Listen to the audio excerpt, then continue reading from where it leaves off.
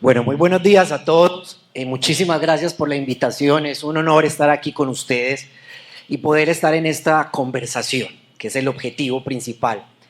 Va a ser un momento en el cual pues vamos a aprender y vamos a hablar un poquito, porque realmente ustedes ya son sabios en muchas de las cosas que vamos a hablar acá, pero hay veces no sabemos cómo conectarlas desde un punto de vista práctico y desde un punto de vista humano. Una de las preguntas, este micrófono está sensible, aquí hay otro. Hola, este está mejor. Muy bien. Una de las preguntas que nos pudiéramos hacer nosotros en este momento es, ¿por qué estaríamos hablando de esto en este momento, casi a 2022, con todo el progreso y las habilidades que podremos ver en el mundo y la tecnología? Y esta pregunta nos lleva a ubicarnos más o menos en 1972. Y viajamos inmediatamente del mapa y ¡fum!, nos vamos al reino de Bután.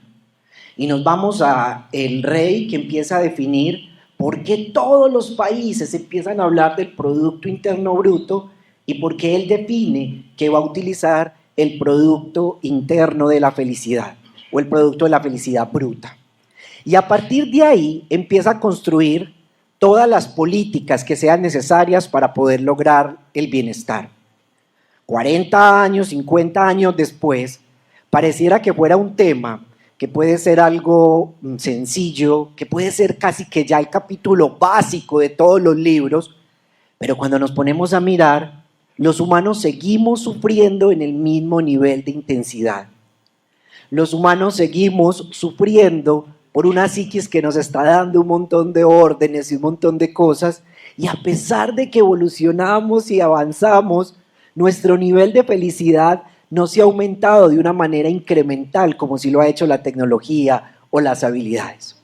Obviamente, si ponemos pues todo lo que se ha vivido en los últimos años, pues ya ustedes más que nadie conocen en carne propia las situaciones emocionales. Pero esto nos lleva a una pregunta muy grande, gente. Y esto nos lleva a una pregunta a decirnos, venga, si hay algo que tenemos en común todos los que estamos acá, es que somos seres sufrientes. Y somos seres sintientes que tenemos en estos momentos un sufrimiento y una búsqueda esencial. Y de alguna manera sufrimos también porque esta mente, hay veces nos genera un montón de hipótesis y esas hipótesis no las creemos como realidades. Y muy frecuentemente, entonces uno diría, si ese es el factor común que todos nosotros tenemos, ¿por qué no respondimos en el 100% a la pregunta que nos estaban haciendo? ¿Qué pasa en nuestro paradigma actual? Que efectivamente, si yo veo, o si por ejemplo Sandra se me marea aquí, es más, esta mañana que estaba con mis papás, mi papá empezó con su oración un poquito más frío, yo no tenía tensiómetro ni nada, y por lo menos sabía qué tenía que hacer desde el punto de vista de acuéstese, pongámoslo en una posición de Trendelenburg, levantemos las piernas. Es decir, si cualquiera se nos marea aquí, o cualquiera tiene una caída, o tiene un esguince, o tiene una fractura, es posible que ustedes ya tengan el algoritmo más claro de qué es lo que tengo que hacer. Pero cuando una persona llega con culpa, pero cuando un humano llega psicótico, con alucinaciones, cuando un humano llega ansioso, triste, con ideación de muerte, cuando una persona llega muy confusa, ahí empezamos nosotros como a rascarnos y a pensar, ¿cierto? Y nos angustiamos muchísimo porque no sabemos cuál es el, entre comillas, el algoritmo que tendríamos que manejar. Podría ser una forma muy, y ahorita Sandra nos va a ayudar mucho con eso, podría ser de una manera muy técnica, poder decir nosotros, bueno, mira, aquí están las listas de las 10 cosas principales que pueden ayudar para que usted pueda hacerlo adecuadamente. Pero yo quiero antes de eso poder hacer una reflexión gigante, y es algo que personalmente me pasaba a mí.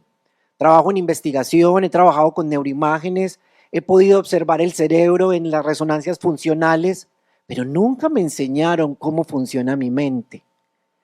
El momento de aproximación y el aprendizaje de cómo funciona mi impulso, mi deseo de comer, cómo funciona mi impulso y mi deseo de poner cachos, cómo funciona mi impulso y el deseo de rascarme, cómo funciona mi tristeza, mi culpa, cómo llegan mis pensamientos a la cabeza, cómo esos pensamientos se van, cómo se apoderan de mí, qué tan pegajosos son. Ese conocimiento que muchas veces creemos que nos los van a dar en los libros, que van a aparecer en el gurú que está en el momento de moda, que van a aparecer en el libro o en lo que el marketing digital te va a mandar por el Instagram, por el Facebook, por el Twitter o por el TikTok o por donde quiera, ese conocimiento no te lo va a dar absolutamente nadie, porque implica una experiencia individual de cómo funciona la psiquis. Cuando empiezo con todo el proceso, y ahorita lo hablaba con Sandra, de autoconocimiento personal y mucho muy asociado, y los que me conocen saben, incluso la maestría mía es con ese énfasis en técnicas meditativas, empiezo a decir, wow, porque a pesar de ser psiquiatra, profesor de la universidad y todo eso, nunca recibí una clase de cómo funciona mi mente y nunca he podido observar cómo funciona todo ese montón de fenómenos internos que tiene? Entonces, cuando hablamos de los primeros auxilios psíquicos y psiquiátricos, que incluso esa fue una de las preguntas que ahorita en la discusión la podemos poner, y es que no sabíamos qué título poner, porque podíamos decir primeros auxilios psicológicos, primeros auxilios psíquicos, psiquiátricos, pero eso muestra la divergencia y la categorización que como humanos hemos hecho de la mente. Cuando la mente se crea o evoluciona, no se creó unas neuronas para el psicólogo, unas para el trabajador social, uno para el fonoaudiólogo, una para el psiquiatra. Eso es un pensamiento que nosotros tenemos de la forma paradigmática como vemos la salud mental en estos momentos. Cuando ella aparece, aparece única y de una manera integral. Por eso es que estamos en una conversación entre diferentes profesiones. Ahora, mi pregunta es, ¿realmente pudiera yo ayudar y entender y manejar unos primeros auxilios? Por ejemplo, pongámoslo desde lo más físico, y si yo fuera, por ejemplo, un entrenador de atención prehospitalaria y alguien está sangrando, si no explico al principio cómo funciona la coagulación, cuáles son los lugares que más sangran, qué es más horrible, un sangrado arterial que uno venoso, es decir, posiblemente vamos a ser simplemente técnicos, pero no nos vamos a conectar con esos sujetos. La pregunta que nosotros tenemos acá, y es una pregunta fundamental, es que si yo me voy para la casa de ustedes y les digo, así como en esos programas, saque el botiquín que tienen, posiblemente traerán el del carro o traerán por allá ese cajón que huele a remedios que siempre hay en todas las casas, y sacarán de ahí unas curitas que están vencidas, o el que sea más obsesivo, más juicioso tendrá más cosas. Pero si yo les pregunto a ustedes, ¿cuál es el botiquín emocional que tienen en su carro y en su casa? ¿Qué elementos tiene el botiquín emocional de su carro y de su casa? ¿Ustedes qué dirían? Y yo sé que muchos quizás no se lo habían preguntado en esos términos. Y posiblemente yo les diría, bueno, pues nos han entrenado mucho, incluso si ahorita en el refrigerio alguno se atraganta, pues le hacemos la maniobra de Heimlich para sacarle lo que se atragantó. Ay, pero si alguien llega y alza la mano acá, como nos pasó en el último programa en Teleantioquia, en Salud para el Alma, que nos llaman a las 10 de la noche, el programa de 10 a 11, y el último paciente llama y dice que tiene ideación de muerte y que se quiere matar. 11 de la noche. Yo me acosté como a la 1 de la mañana, porque eso fue intervención. La Secretaría de Salud decía que llamáramos a la EPS, y yo, pues la EPS no va a hacer nada en estos momentos, sacamos esto, doctora, todo el cuento. Entonces, de alguna manera, y eso que estábamos en una situación donde yo podía controlar, donde yo podía decir, ya te llamamos, donde teníamos toda la posibilidad de acceso, pero eso nos muestra dos cosas.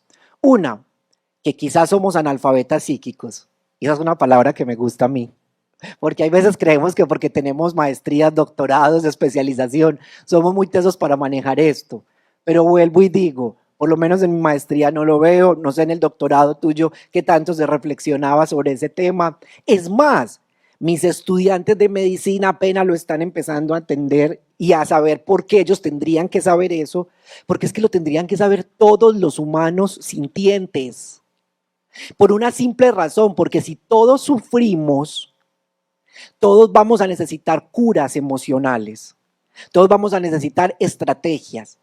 Y no solamente para yo cuidar al sujeto que está a mi lado, sino también para yo poder contener, por si estás picando una comida y te cortas, pues lo posible es que tengas que saber qué hacer con ese corte, y podrás complicar ese corte, podrás complicar esa herida.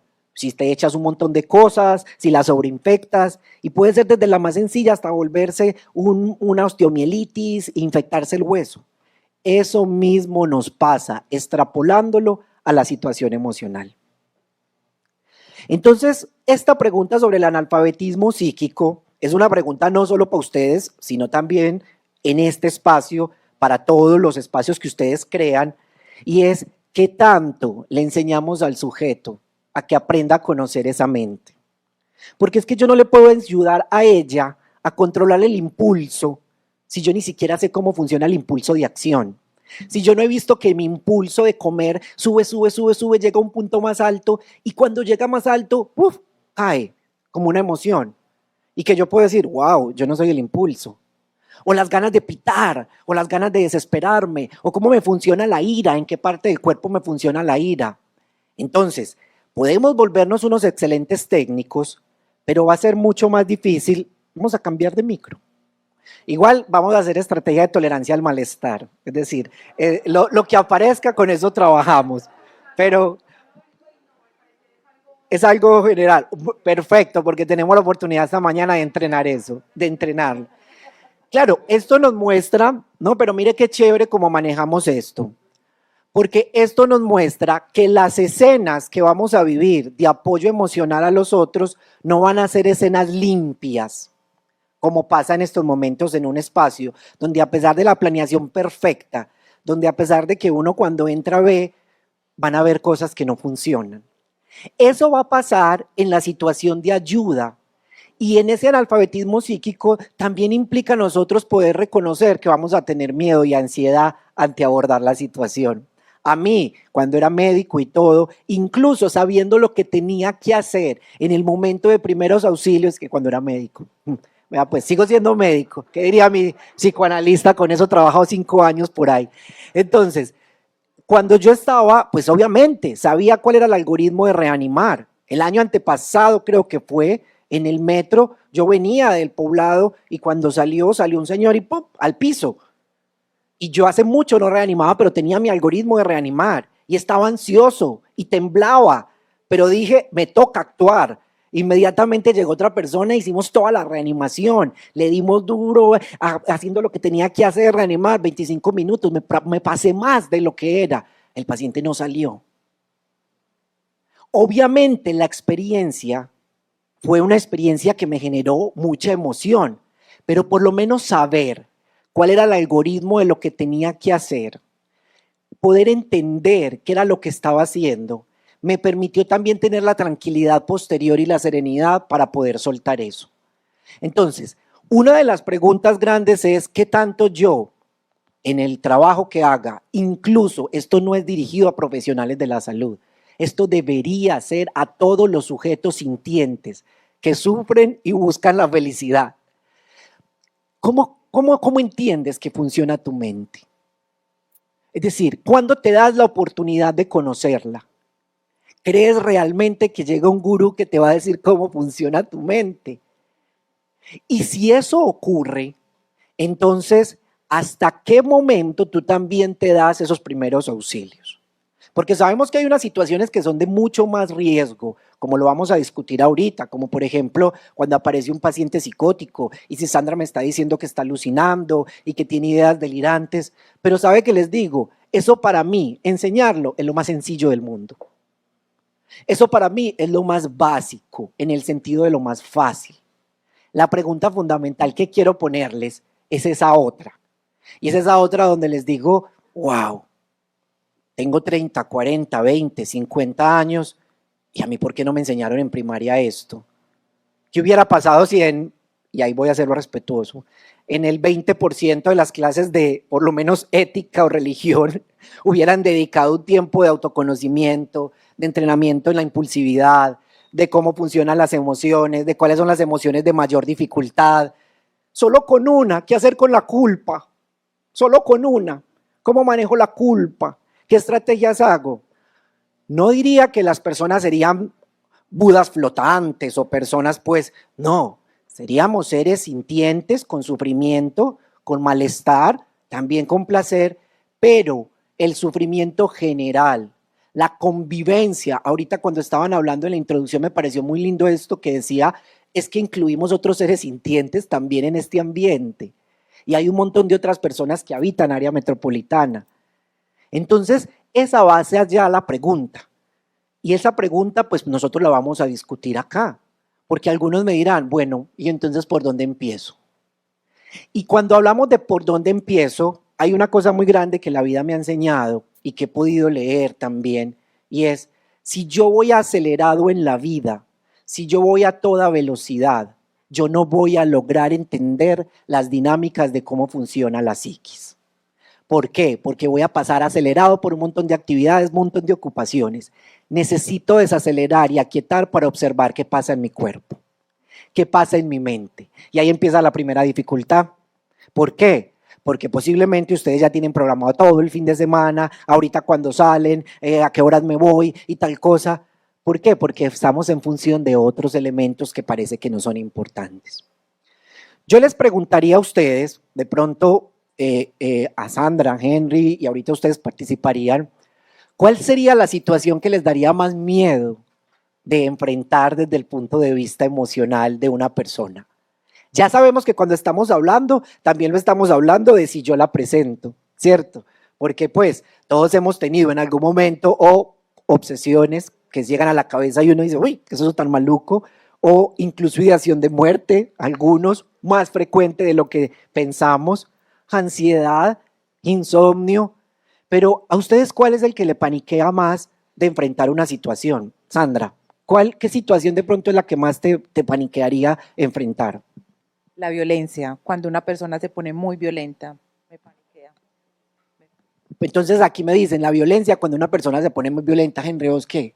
Eh, Cristian, yo he tenido los miedos más complejos de mi vida y yo creo que ha sido como mi talón de Aquiles, es todo el tema del amor, todos los vínculos psicoafectivos. El amor me confronta mucho y me desbarata enormemente en todos mis ejes de vida, ¿cierto? En lo laboral, en lo social, en lo habitacional. Y el amor es un asunto muy frágil. Sí. Aquí por el interno me dicen que por allá que me consta. Pero los que me conocen saben que el amor para mí Sí, me fractura. varias personas dijeron me consta. Sí, es el poliamor. Se escuchó un eco. Bueno, esto es muy importante porque quisiera poder hacer esa intervención individual con cada uno de ustedes que se lo pudiera preguntar. Pero vamos a encontrar que hay unas habilidades que se entrenan, que se pueden aprender, que uno tiene que tomar la decisión de que realmente se va a entrenar desde el punto de vista psíquico para tener una vida de mayor bienestar. Eso implica una decisión activa, eso no es pasivo en el sentido de que ir al psicólogo y simplemente que él me escuche o me diga implica que va a haber un cambio, mucho menos poner un medicamento no va a ser el cambio de que yo sea un excelente auxiliador, si pudiéramos utilizar, o una PH emocional, ¿cierto? Atención prehospitalaria emocional. Esto implica una decisión activa. Ahorita me encontré con alguien y le hice un comentario y me dijo, porque la vi diferente, me dijo, me estoy cuidando o me estoy queriendo más o algo así me dijo. Es decir, me dio a entender que se estaba encargando de ella. Esto implica una decisión activa.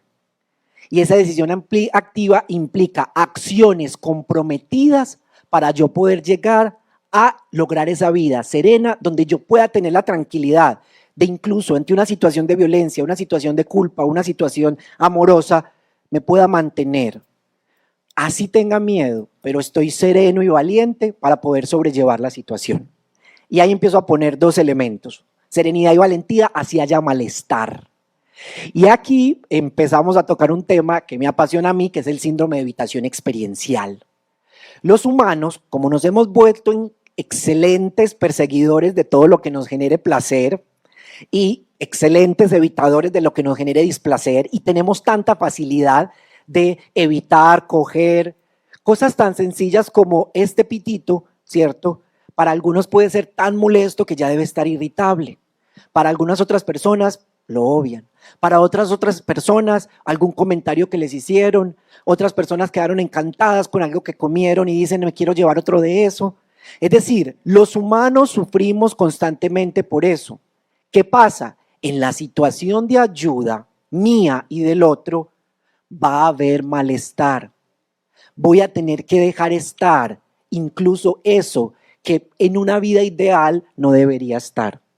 Pero ¿cómo voy a estar yo preparado para hacer eso si en mi vida a día yo ni siquiera tolero las ganas de rascarme o las ganas de decir algo, inmediatamente lo digo?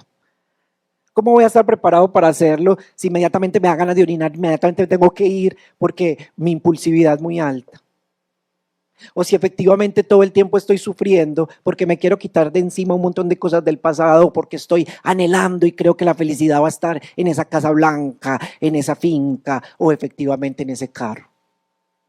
Y sé que estoy tocando fibras fuertes para algunos y les agradezco que permitan que se toquen. Porque vuelvo y les digo, podríamos haber hecho un carrusel de entrenamiento en habilidades, basados en la empatía, basados en estrategias de interrogación, basados en qué hacer en el momento, cómo manejar tu lenguaje no verbal, que lo vamos a discutir. Pero quiero que también vayan en función de entender una lógica más profunda que va hacia el cuidado. Casi que pudiéramos decir que estoy introduciendo no solamente hacia los primeros auxilios, sino hacia todo el sistema de salud.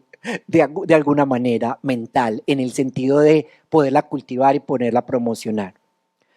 Hay una cosa importante y es que cuando dice vení hablemos, me ayudas con el tiempo porque ok, cuando decimos que vení hablemos, hay que ser muy prudentes en algo y es que todos nosotros hablamos con el cuerpo y con las emociones y mucho de ese lenguaje no verbal lo vamos a transmitir a las personas. Parte de ese conocimiento que yo les estoy empezando a motivar es también que puedas entender cómo funciona mi cuerpo cuando yo estoy en una situación de ayuda. ¿Por qué? Porque fácilmente, así yo pueda tener una estrategia verbal donde no haga juicio de valor, donde tenga preguntas abiertas, donde pueda ser más empático, mi lenguaje no verbal puede hacer juicio completamente y bloquear la situación. Ustedes más que nadie saben que en la situación emocional el lenguaje no verbal transmite mucho más que en una situación donde no hay alta carga emocional. Y muchas personas no somos conscientes de ese lenguaje, de qué tan frecuente me muevo, de cómo miro, de cuáles son las palabras que utilizo, cuál es el tono de voz. Cada uno de ustedes quiero que se empiecen a observar en situaciones muy pequeñas. Ejemplo, me encuentro ahorita en el momentico del almuerzo con una persona que me cae mal. Y eso me genera malestar y veo que es un momento incómodo. Más que quedarte en el discurso y en la mente de quiero evitar esto y quiero salir y esta persona tal cosa, obsérvese. Obsérvese dónde en el cuerpo. Observe qué pasa en la mente. Observe cómo usted se bloquea, cómo se tensiona, cómo inmediatamente incluso hasta le puede dar gastritis y usted ni siquiera se da cuenta. ¿Por qué es importante esto? Porque esa actitud que usted tenga en la situación de ayuda, donde usted humanamente se pare frente al otro como un sujeto sintiente y pueda poder entender de una manera empática qué es lo que pasa, pueda poder equilibrar las estrategias entre la validación y el cambio. ¿Y qué es eso, Cristian? La validación es yo poderle mostrar al otro de que esas emociones que está sintiendo son humanamente sensibles. Yo quizás no puedo sufrir tanto como Henry nos estaba diciendo, pero puedo entender que en esos momentos donde hay situaciones relacionadas con vínculos o con amor, la pasa muy mal. La mente le da 30.000 vueltas. Y nunca he hablado con Henry. No lo he tenido en consulta ni, ¿cierto? Lo digo acá, ni en conversación así profunda, pero sé que la debe pasar mal. Sé que en una situación de violencia familiar, no conozco la familia de Sandra, no conozco los pacientes de Sandra, absolutamente nada, pero sé que se debe tensionar, que la debe pasar maluco, ¿cierto? Que se debe angustiar muchísimo. Y sé que es humanamente normal. Ahí estoy haciendo estrategia de validación. Ahora, cuando le pongo el cambio, invito al otro a decir, bueno, ¿qué tal si intentamos esto? ¿Qué tal si? Y ustedes vieron que no dije deberías hacer. Porque en el momento donde hay alta carga emocional, el sujeto no está tan abierto para racionalizar, para entender las cosas, no es el momento para poner sobre la mesa un montón de trapitos al sol, es el momento ¿para qué? Para cuidar. Hay veces el paciente me llama y me dice que está en crisis y se me va por muchas estrategias y después en la consulta lo analizamos y yo le digo, mira, ¿qué pasaría si tú estás en una cabaña, te vas el fin de semana? Por ejemplo, los que son de acá se van para Santa Elena a una cabaña, como me pasó a mí una vez, y estábamos dormidos cuando me despierto y se estaba incendiando la cabaña. Porque la chimenea, el tubo era metálico y el segundo piso era de madera. Es muy llamativo esto, porque mi pareja y yo nos despertamos asustados y lo que fuimos fue a coger, él cogió una paila de la cocina, la llenó de agua y desesperados íbamos a tirar. Obviamente con una paila nunca íbamos a apagar el incendio. Pero esto gráficamente, bueno, pues no se preocupen que no se incendió, pudimos romper algo arriba, sacar un extintor, pero esto nos muestra que en los momentos de alta carga emocional no nos podemos poner a preguntar por qué esta casa no tenía extintor abajo, es que esto debería ser construido de otra manera, qué descuidados fuimos a habernos quedado dormidos y estar la chimenea prendida. No, en ese momento me voy a ir hacia la estrategia que sea efectiva para apagar el incendio. Y eso mismo nos va a pasar con las personas. Hay veces revoloteamos, hablamos mucho, pero en ese momento necesitamos estrategias de validación combinadas con estrategias de cambio. Bueno, es humanamente normal y entiendo que para vos esa relación de pareja que llevaba 2 meses te haya dado 3 vueltas y que ahorita que este hombre te terminó, pues estés aquí tirada todo el día. Puede que para nosotros sea una bobada que una adolescente de 16 años esté tirada en la cama durante 48 horas y no quiera comer por una relación de 2 meses. Pero yo tengo que intentar hacer ese ejercicio. Yo tengo que intentar mostrarle al otro que estoy validando la emoción. Hay unos de ustedes que no son muy verbales, pero hay estrategias que uno puede hacer de la validación con el lenguaje no verbal. Voy asintiendo, voy cambiando mi tono de voz, voy acercando, ella empieza a llorar, inmediatamente yo busco un pañuelo y lo pongo ahí, le estoy diciendo este espacio es adecuado. Alguien me coge por allí en el momento que yo salgo y me dice alguna cosa de alta carga emocional, inmediatamente lo redirijo a un espacio más privado, bloqueo con mi cuerpo de tal manera que él o ella no esté viendo a las personas, porque los humanos no hablamos libremente cuando estamos en espacios así, sino que en espacios privados. Y yo voy a invitar al cambio. ¿Y al cambio a qué? A poner la estrategia que sea más adecuada para ese momento. Muy bien.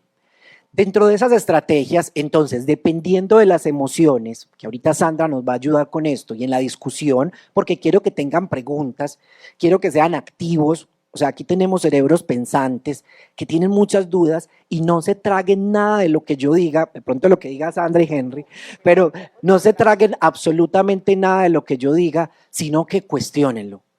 Véanlo como una hipótesis, porque a mí me interesa es que lo experimenten en su día a día.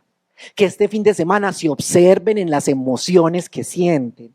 Que este fin de semana y ahorita cuando su pareja le mande un mensaje y usted está rabiosa y brava con él, que observe sus emociones y no se quede enganchado solo al discurso. Porque es ahí donde realmente vamos a transformar personas que van a saber cuando alguien tiene rabia qué es lo que está pasando. ¿Entendieron la lógica? Y ahí funciona el espejo. Y esto me llama mucho la atención a mí. Y voy cerrando con esto para dar la palabra a Sandra, con algunas personas que pueden y llegan y dicen, mire, haga esto, vaya, respire, haga meditación.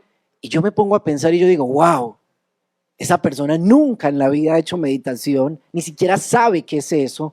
¿Cómo va a saber que eso es un momento adecuado? Ahora, incluso les digo, en los momentos de situación aguda, aprender mindfulness o meditación no es la estrategia adecuada. Van a ver ahí que aquietar el cuerpo es mucho más estratégico y que cosas más sencillas como la respiración diafragmática, bajar la temperatura corporal, cambiar el ambiente, modificar el ambiente para que sea un ambiente menos estresante, bajar el tono emocional, no hacer confrontaciones, conectarse empáticamente, puede ser más funcional. ¿Por qué? Porque necesitamos aquietar cuerpo, porque hay mucha energía. Y cuando hay tanta energía hay que saber cómo canalizarla y qué hacer con ella. Entonces no es el momento para entrenar, ni es el momento para poder tener esas habilidades. Entonces voy a dar la palabra a Sandra con esta larga introducción que he hecho, porque quería de alguna manera que ustedes también se pudieran empezar a tocar y hacerse preguntas fundamentales. Y que con el objetivo de que podamos conectar para que experimenten en el día a día cómo pasan sus emociones, que se vuelvan ustedes máster en emociones, que se vuelvan ustedes máster en cómo funciona el pensamiento, cómo funciona el comportamiento y cómo funciona el impulso. Y con esta frase termino. Imagínense que ustedes todos los días tuvieran la oportunidad con una emoción de entrenar qué pasa en mi cuerpo, cómo respondí, qué estrategia hubiera funcionado. ¿Qué pasaría en un año que nos volvamos a ver en este auditorio? ¡Wow! Siempre es que sería diferente. La vaina es que vamos al gimnasio, comemos, nos ponemos botox, a escondidas, nos echamos cremas, que no decimos todas las que nos echamos, pero ¿cuántos de nosotros dedicamos ese espacio y cultivamos esa salud mental? Profesor Cristian, un aplauso pues para él. Pues,